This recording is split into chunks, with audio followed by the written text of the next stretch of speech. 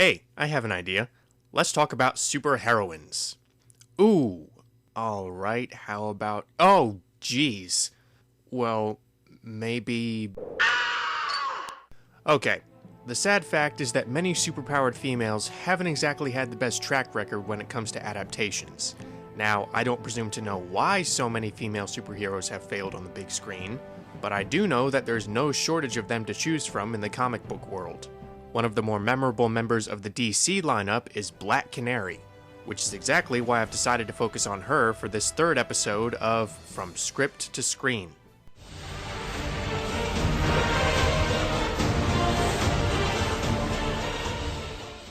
Created in 1947 by Robert Kanigher and Carmine Infantino, Black Canary started as a florist named Dinah Drake.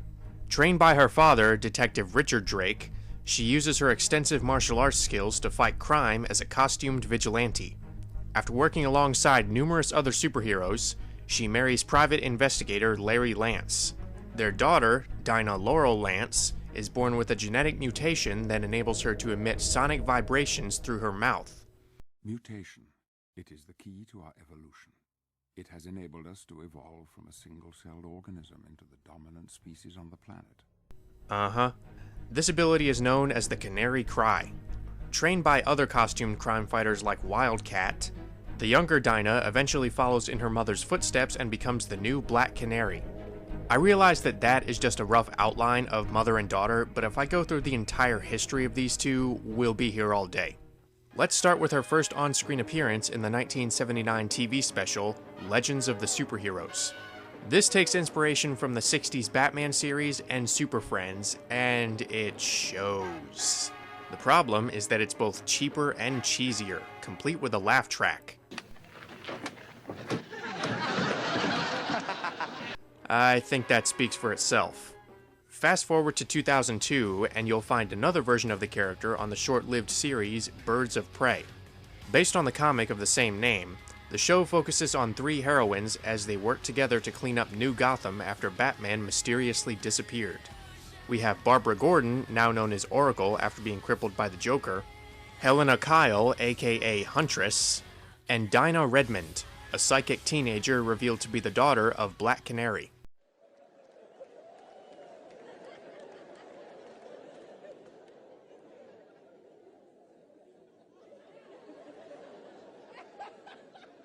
What? Yeah, it suffices to say that they took a few liberties with these characters, and it doesn't really pay off in the long run. This show is cheesy, over-stylized, and not all that engaging, partially because it misrepresents several of its characters. You know how to rob your heroine of any conviction or presence? Make her into a whiny teenager. I'm living with Barbara Gordon, also known as the Oracle. It's part of my training, sort of like Superheroes 101. However, I can't really fault Rachel Scarston too much for her pouty performance, considering what she had to work with. Lori Loughlin fares a bit better as Dinah's mother, but she ultimately comes across as bland and is only around for one episode. It's difficult to buy either of these two as superheroes.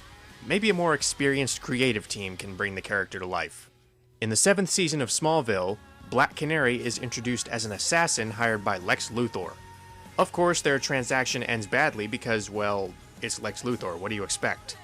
She soon reforms and joins the Green Arrow as part of his team of superheroes. This version of Black Canary is okay, but underdeveloped. There's not a whole lot to her personality other than sarcasm and sultriness, but to be fair, Elena Huffman seems to have fun playing with those traits. Admittedly though, I've never been a huge fan of Smallville's interpretation of the DC roster. Over the years, these colorful characters have worked infinitely better in the realm of animation. Case in point, Justice League and Justice League Unlimited. These shows have such strong characterization and storytelling that many consider them to be the definitive portrayal of the DC universe. Naturally, this is where my favorite version of Black Canary lies. On top of her design and skill set being extremely faithful to the source material, she has a pretty endearing personality that's developed effectively. She's sexy, sassy, and sarcastic. You happy punching the bag, or you want to go a few rounds with me? I am talking about sparring. That'd be nice too. but she also possesses an appealing intelligence and stalwart strength that make her feel every bit as fully formed as the other League members. You don't understand. If we leave here without Wildcat, or worse, if I use my power to force him out, he'll just come back. We have to settle this the only way he understands. In addition, Morena Baccarin definitely deserves credit for voicing the character, bringing her own unique mystique while injecting a healthy helping of humanity to balance things out. The character's next animated appearance came in Batman the Brave and the Bold, a show that's basically an homage to the Silver Age of comics, hence the classic designs. This is another solid portrayal of Black Canary, courtesy of Grey Griffin. She lends so much graceful charm and earnest energy to the character that you'll swear she's been playing this part for years. She even reprised the role in the Green Arrow short film from the DC Showcase. Of course, she's voiced numerous different characters throughout her career, but here she actually gets to show off her talent for singing. Like a man, his old man. That man. I'm sorry, what was I talking about? Oh yeah, Black Canary. She soon popped up again in another animated series, Young Justice. I'm not really the best source of knowledge on this show, so please excuse me while I consult a fan. Hey, how was Young Justice? It's pretty good. Okay. Well, that was informative. Anyway, in this story, Black Canary serves as a mentor to the team of sidekicks that make up the main cast. She's written as a more experienced version of the character, calm, collected, and perceptive. Not using your natural abilities is like me refusing to speak. Which, by the way, I tried for a while, after my very first canary cry nearly deafened my entire first grade class. So I get how you feel. But not being yourself is never the answer, and won't make your feelings of guilt go away. I imagine what you see and learn touches everything else in your mind. Your values and decency are present, yet shocked at your associations, appalled at your dreams. No thoughts in the bone arena of your skull for things you love. Vanessa Marshall is great at playing this type of role, so it makes sense that she voices this version of the character. She conveys a maternal warmth, wisdom, and relatability that make for a pretty profound performance. Finally, we come to the most recent rendition of Black Canary, the one or two found in the live-action show Arrow. Let me explain. No, there is too much. Let me sum up. It all started with Sarah Lance, a college student who, after being lost at sea and presumed dead, ended up in the ranks of the League of Assassins, where she made a friend. A few years later, she returns to her native city of Starling as the costumed vigilante known as the Canary. Unfortunately, Sarah is eventually murdered by Malcolm Merlin, resulting in her sister Laurel taking up her mantle as the Black Canary. Now, on the surface, Sarah may not seem all that faithful to the source material. Her history with the League of Assassins, as well as the fact that she uses a sonic weapon instead of the Canary Cry, might raise a red flag for hardcore fans. However, it's all balanced out by what's done well. The flirty nature of her relationship with Green Arrow is downplayed, sure, but it's still there. In addition, Katie Lotz delivers a soulful performance that hammers home the character's emotional turmoil. You don't know, Laurel, about me, about who I am and who I've become. But she also mixes things up with a subtle wit that helps her play well off of the other actors. Technically, she may not be the Black Canary, but trust me, she's infinitely better than the alternative. Laurel is one of the most loathsome creatures on the planet. Not only is Katie Cassidy unbearably shrewish in the role, but the character is just written horribly.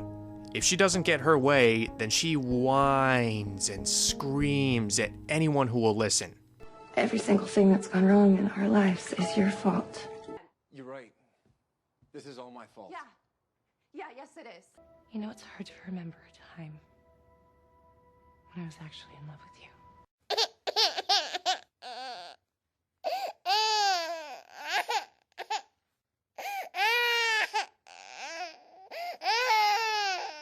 She's also shockingly malicious, keeping her sister's death a secret from her dad, sabotaging other people's plans, and bringing her sister back as an unholy lunatic after refusing to let her rest in peace. You're sick. You're evil. So, DC, if you decide to bring Black Canary into the movies, don't make her anything like Laurel.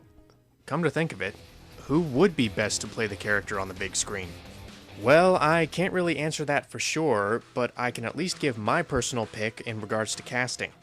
I would choose Diane Kruger. She's proven herself to be an exceptional dramatic actress in projects like The Bridge, and she definitely has the presence and the edge to be convincing in the role. In conjunction, she's also capable of portraying the more playful sides of the character, as demonstrated in Inglourious Basterds. However, that's just my opinion on this supersonic heroine.